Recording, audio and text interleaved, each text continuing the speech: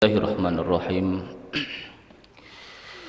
Assalamualaikum warahmatullahi wabarakatuh. Bismillahirrahmanirrahim. Alhamdulillahilladzi hadana li hadza wa ma kunna linahtadiya laula an hadanallah. Asyhadu an la ilaha illallah wahdahu la syarikalah wa asyhadu anna sayyidana wa nabiyyana Muhammadan abduhu wa rasuluhu la nabiyya ba'dah. Allahumma salli wa sallim wa barik ala sayyidina wa maulana Muhammad wa ala alihi wa ashabihi wa man tabi'a hudah ila yaumiddin, amma ba'du. Jemaah Masjid Jami'atul Ummah yang dirahmati Allah Subhanahu wa taala, marilah dalam kesempatan yang penuh rahmat Allah Subhanahu wa taala, kita bersama-sama menjadikan puji dan syukur kita atas limpahan rahmat, taufik dan hidayah yang diberikan Allah kepada kita semua. Kita dibimbingnya kembali bisa melaksanakan salat subuh berjamaah,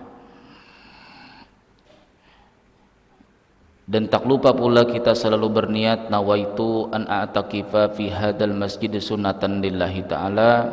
Sengaja aku beriktikaf di masjid ini sunat atasku karena Allah. Salawat serta salam marilah kita sampaikan kepada junjungan kita Nabi besar Muhammad sallallahu alaihi wasallam beserta para keluarga, sahabat, zuriat dan pengikut beliau hingga akhir nanti.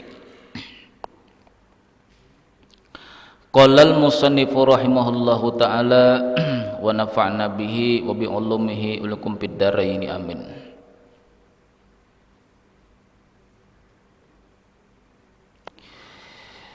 Dan setengah daripadanya lagi, artinya sebahagian, kata Imam Ghazali, adab kita beserta teman yang kita kenal, bahwa jangan engkau ajari dan jangan pula engkau tegur akan seseorang daripada mereka itu, melainkan jikalau engkau lihat akan tanda yang menunjukkan ia akan menerima pelajaran kamu. Kata Imam Ghazali di sini bahwasanya janganlah engkau ajari dan jangan engkau tegur kepada seseorang yang orang itu ada termasuk teman kita, melainkan atau kecuali kita melihat ada tanda-tandanya orang ini apabila diajari menerima, apabila ditegur menerima. Nah, ini ada yang namanya perlu ilmu jiwa, baik. Kalau seseorang berbicara melalui nafsu, sedangkan telinga mata kita itu jatuhnya selalu ke hati. Kalau seseorang yang berbicara dengan hati, karena pendengar ini akan menyaring dengan hatinya, maka insya Allah apapun yang kita tegur melalui ucapan kita atau dengan isyarat kita, atau kita mengajarkan sesuatu dengan lidah kita ataupun dengan isyarat kita, maka orang tadi insya Allah akan menerima. Nah, itulah di antara ilmu jiwa. Ada pelajaran ilmu guru-guru jiwa itulah. Kalau dalam ilmu tauhid itu pelajaran yang namanya mengenal jiwa. Jiwa itulah sebenar-benar diri kita yang ditopang oleh roh ciptaan Allah Subhanahu wa taala, sehingga jiwa kita ini yang sudah ditopang atau dihidupkan Allah taala melalui roh yang ditiupkan ke dalam jiwa kita, lalu bernama jiwa kita tuh nyawa. Lalu dengan ada nyawa-nyawa tersebut, maka bisa bergeraklah, maka bisa hiduplah batang tubuh ini.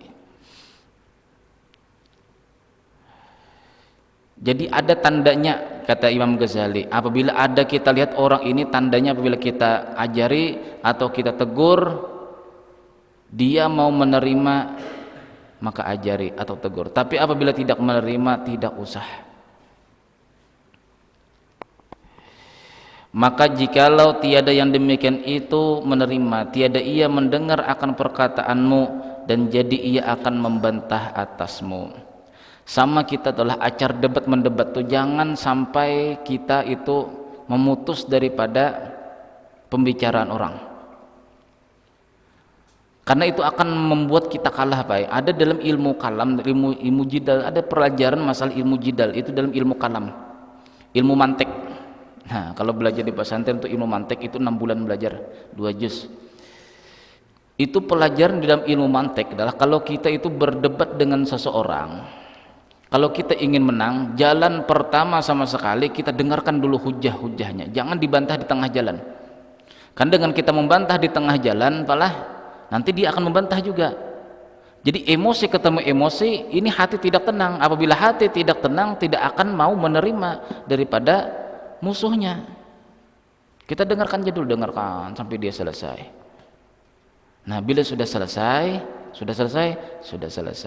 saya tanggapi pembicaraan Anda. Nah, itu pun harus dengan hati dan jiwa yang tenang. Kalau dalam masih panas-panas kepala kita berdebat, kebenaran yang kita sampaikan tidak akan diterimanya karena kita sudah membantah duluan dengan dia. Jadi dengan kita mendengarkan argumen-argumennya lah, argumen-argumen dari dirinya, debatan yang diutarakannya kepada kita, kita dengarkan, dia seakan-akan merasa dia tuh dihormati. Inilah yang kejadian di medsos yang sering saya lihat. Ini berdebat dengan ini, belum selesai ini mengeluarkan argumennya, ini sudah mendebat, selamanya tidak akan ada ketemunya. Maka pelajarilah ilmu mantek. Nah, itu ada pelajarannya. Kalau ingin susunan-susunan kata yang bagus, belajarlah ilmu balaghah.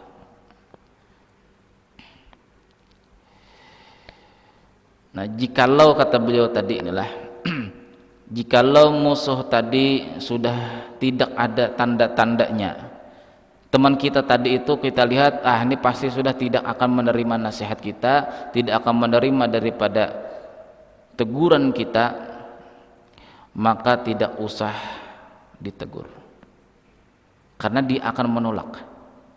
Nah, karena dia akan menolak. Jadi ada nilah pernah ini diuji coba, nalah. Cuma tidak ada dalam kitab ini karena perjalanan orang-orang sufi, inilah orang-orang sufi. Setiap jiwa kita, jiwa kita yang ditopang atau yang dihidupkan melalui roh ciptaan Allah Subhanahu wa taala, itu jiwa kita ini terkadang pudar kekuatannya. Dan meneranginya melalui apa? Melalui sholawat. Melalui sholawat. Bahkan banyak diantara fadilah-fadilah sholawat, barang siapa membaca sholawat 100 kali setiap hari misalnya itulah, itu ada Allah Ta'ala menjamin akan masuk surga. Itu perkara yang nanti, apalagi kalau itu perkara sekarang di dalam dunia.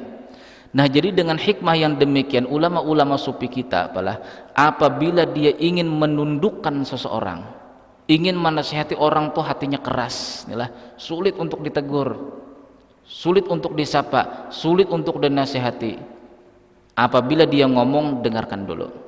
Jalan yang kedua, apabila dia sudah selesai, kita tarik napas pelan, karena napas kita ini adalah kejahiran atau penampakan daripada roh yang menopang daripada jiwa kita. Makanya kalau orang tuh lagi panik lah, ambil napas pelan-pelan, tenangkan hatinya, tenang. Itu pertanda bahwasanya kenyataan roh itu ada di napas kita. Coba misalnya orang panik lah, ada apa, tenang, dibawa tenang. Pasti orang dahulu mengatakan, ambil napas yang pelan. Sudah tenang? Sudah. Tolong ceritakan apa perkara kamu. Saya tadi dikejar ini gini. Tapi jarang ada yang mengambil hikmah daripada perkataan orang-orang tua dahulu. Ya kalah. Nah, itu orang yang tidak berselawat aja lah, apabila dia mengatur napasnya dengan pelan, turun naik, jiwanya sendiri tenang. Apalagi ditambahi yang namanya sholawat. Nah, ini sedikit nih lah pelajaran orang tua dahulu, pelajaran daripada guru saya, yang saya menimba ilmu makrifat itu di hutan selama 1 tahun. Itu guru saya mengajarkan.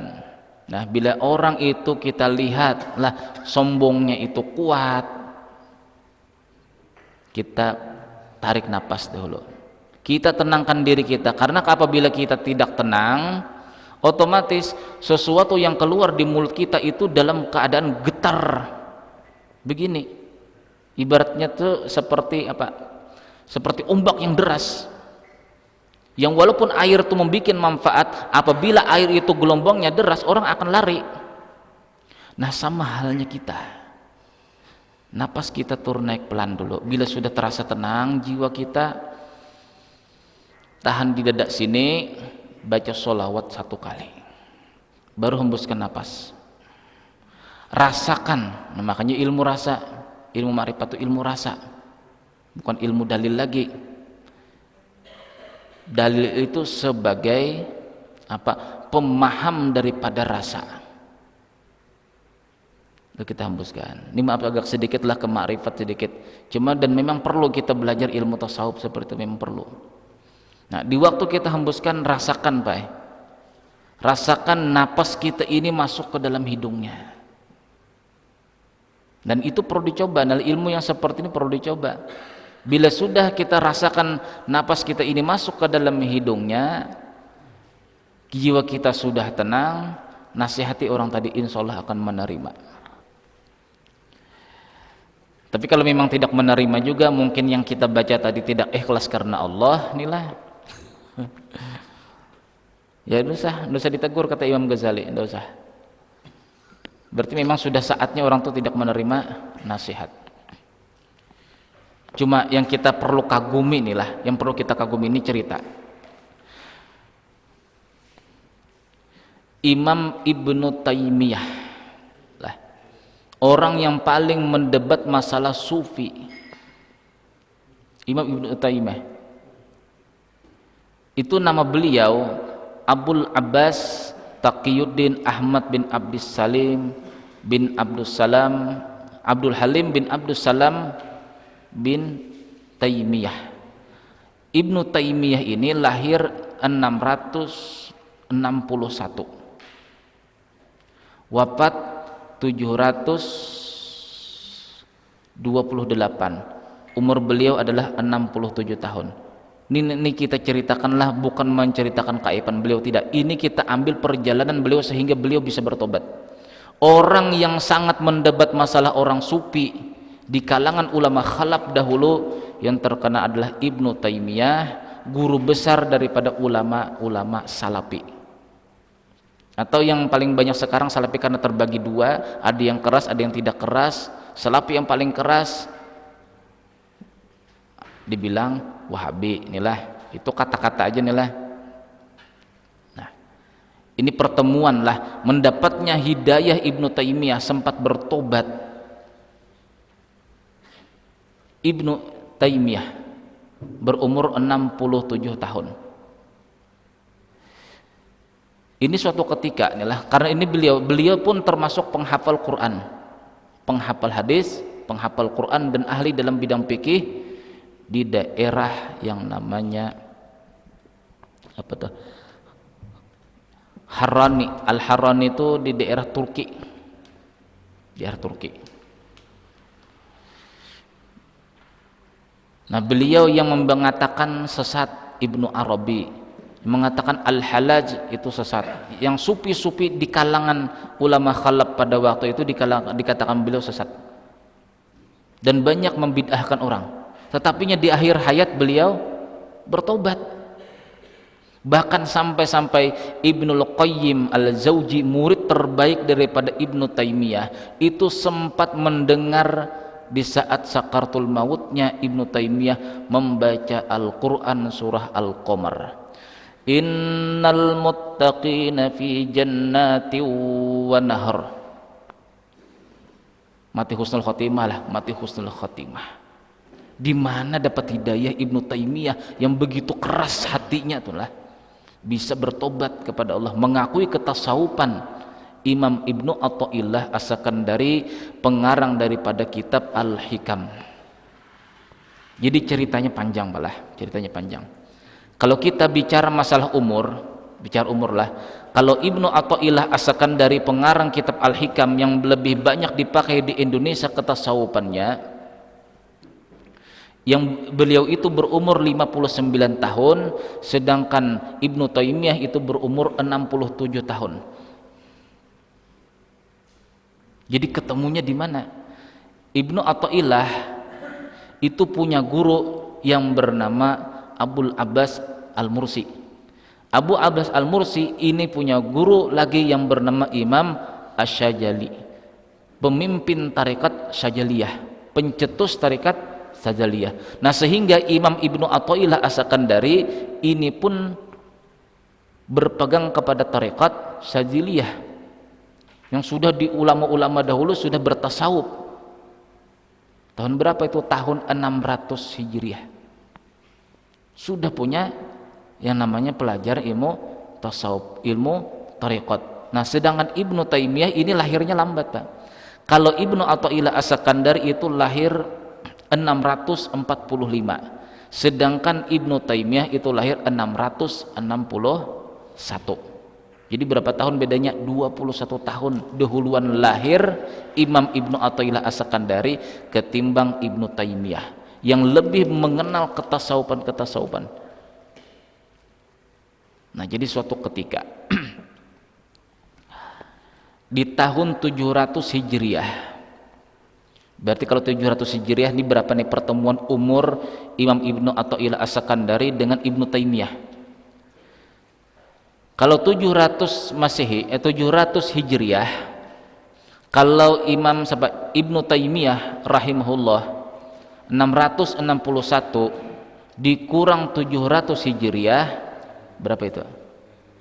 39 tahun. Nah, ingatlah Ibnu Taimiyah berumur 39 tahun. Bertemu dengan Imam Ibnu Athaillah As-Sakandari pengarang kitab Al-Hikam. Imam Ibnu Athaillah As-Sakandari itu berumur lebih tua 21 tahun. 39 ditambah 21 berapa? 60 kah?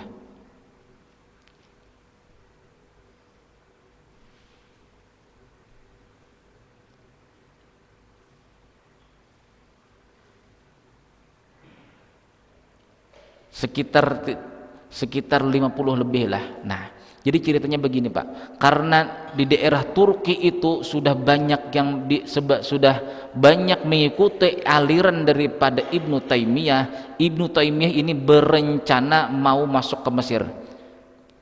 Yang menjadi pondasi atau imam besar pada waktu itu di Mesir adalah Imam Ibnu Athaillah As-Sakandari dengan pemahaman fikih beliau, ketasawufan beliau. Jadi pada waktu itu niat ziarah, artinya silaturahmi, inilah silaturahmi. Padahal silaturahminya tuh niatnya ingin mendebat Imam Ibnu Athaillah. Berangkat mulai Turki ke Mesir, sampai di Masjid Al-Azhar. Di Mesir itu kan ada Masjid Al-Azhar sebagai fakultasnya orang-orang kan yang belajar di Mesir. Nah, itu Masjid Al-Azhar. Jadi pada waktu sholat maghrib inilah kok tidak ada imam, kata Ibnu Athaillah As-Sakandari ini, kata Imam Ibnu Taimiyah, kok tidak ada imam? Beliau naik jadi imam. Selesai salam, Assalamualaikum warahmatullahi wabarakatuh, Assalamualaikum warahmatullahi. Dilihat ke belakang, astagfirullah, Ibnu Athaillah As-Sakandari di belakang. Nah, habis berdoa, bincang-bincang, panjang ceritanya inilah, panjang ceritanya kalau diceritakan dalam kitab, panjang ceritanya. Ibnu Taimiyah dulu mendebat dengan Ibnu Athaillah As-Sakandari. Kenapa sampean itu bertasawuf? Tasawuf itu begini, tidak sesuai dengan dalil, dengan hadis begini. Lalu dinasihati, diam aja dulu. Ibnu Athaillah As-Sakandari berdiam, selesaikan dulu. Sudah selesai kah? Kata Imam Ibnu Athaillah, selesai. Sekarang saya bertanya, yang namanya keyakinan, kata Ibnu Athaillah As-Sakandari, itu bukan berdasarkan daripada pikiran dan daripada dalil.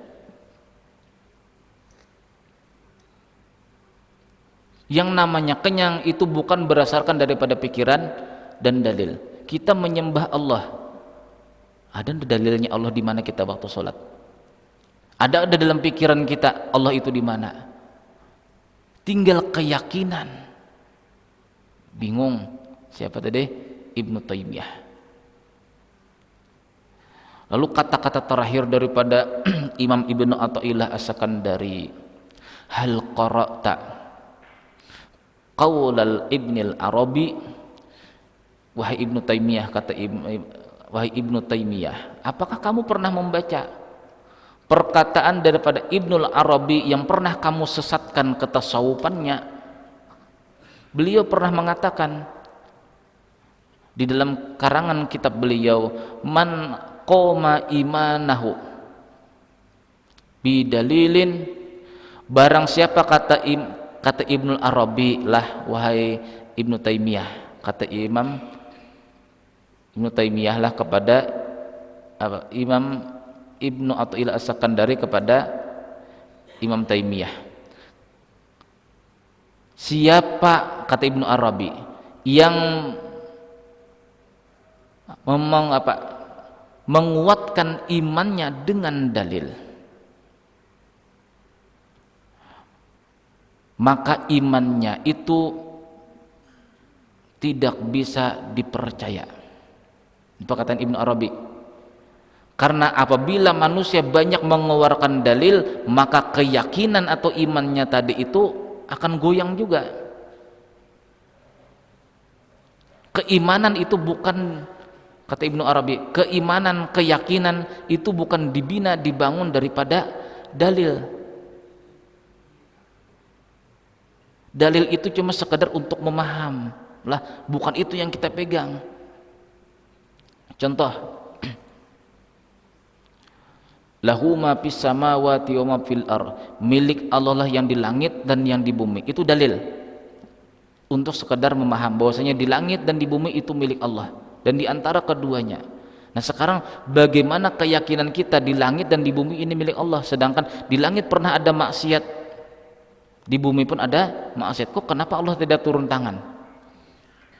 Lo goyang iman kita. Kalau berdasarkan dalil kita menguatkan iman kita tidak bisa. Keyakinan tidak bisa juga. Pernahkah kamu membaca itu, wahai Ibnu Taimiyah? Maka apabila banyak orang yang mendebat kamu dengan dalil, maka runtuh pula iman kamu. Tetapinya, kata Imam Ibnu Arabi lah, wahai Ibnu Taimiyah, keimanan itu dicari atau dituntut melalui fi qu'uril qalbi, melalui hati yang begitu dalam. Jadi hati, iman itu melalui hati. Contohnya apa? Wah, debat terus, berdebat terus. Kalau kamu mengatakan bahwasanya istighosah lah, bertawasul itu syirik, kata Ibnu Athaillah, ini sudah finish-finishnya ada Ibnu Athaillah. Kalau kamu mengatakan istighosah, tawasul itu syirik, sekarang aku bertanya, kata Ibnu Athaillah, kamu itu makan selalu kenyang. Sekarang berarti kamu yakin bahwasanya nasi itu, makanan itu yang mengenyangkan kamu? Nasikah yang mengenyangkan kamu ataukah Allah yang mengenyangkan kamu? Kalau kamu berdasarkan dalil bahwasanya makan yang mengakibatkan kamu membuat kamu kenyang, lalu itu kamu yakini, maka kamu syirik. Nah, sedangkan kami istighosah itu artinya minta pertolongan